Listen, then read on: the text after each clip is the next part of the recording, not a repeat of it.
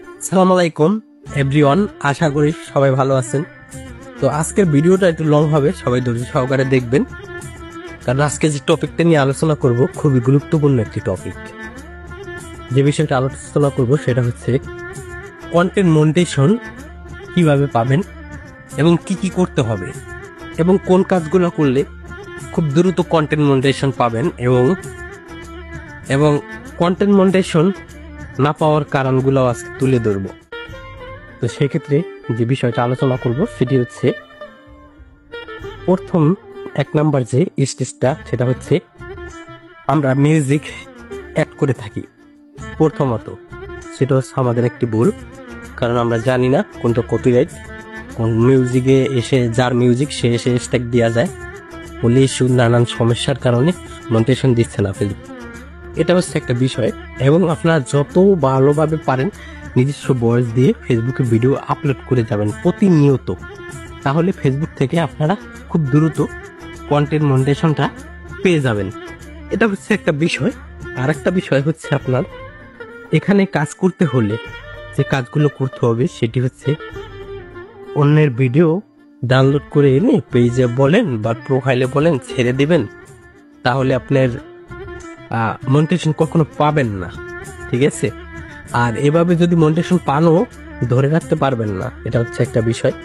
আর একটা বিষয় বলি, যদি আজকে আমার কিছু আলোচনা করব নিজস্ব ব্যাপার নিয়ে। সেটা হচ্ছে আমি 2012 সাল থেকে ফেসবুক ইউজ করি এবং ফেসবুক প্ল্যাটফর্ম কিন্তু বার্সেলোনা জগতে লঞ্চ হয়েছে 2004 সাল থেকে।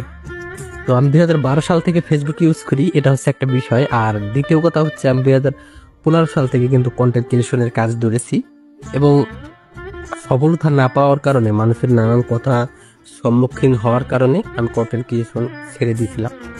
তখন প্রায় $200 প্রায় $200-250 মতো ইনকাম করেছিলাম। আমার একটা 42,000-এর মতো একটা পেজ ছিল। তো মানুষে তখন এক কথায় বলতে গেলে ছাপটি বলতো, কারণ ওই আমলে কন্টেন্টের তেমন মান ছিল না এবং ভালো ছিল না। আর ওই আমলে মানুষের কন্টেন্ট ভালোভাবে দেখতেও না, এটা হচ্ছে একটা বিষয়। ধরেন কন্টেন্ট ক্রিয়েশনটা এমন একটা জায়গা, ধরেন আমি এখন কথা বলতেছি এইরকম, ধরেন আমি একটা কথা বলছি, এখন টাইম আবার আধা ঘন্টা পর একটা কথা। কন্টেন্ট ক্রিয়েশন আপনার কথা বললে এখানে দ্রুত আপনার কথাগুলো বলে যেতে হবে এবং টপিকগুলো এখানে তুলে ধরতে হবে, এটা হচ্ছে একটা বিষয়।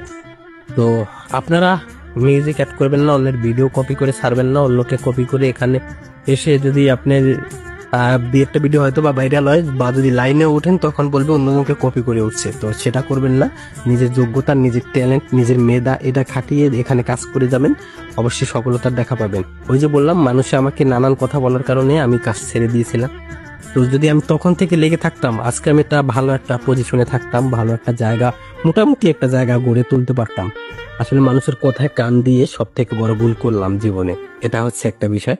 তো যাই হোক, সবাই ভালো থাকবেন, সুস্থ থাকবেন। আল্লাহ হাফেজ। আমার জন্য দোয়া করবেন।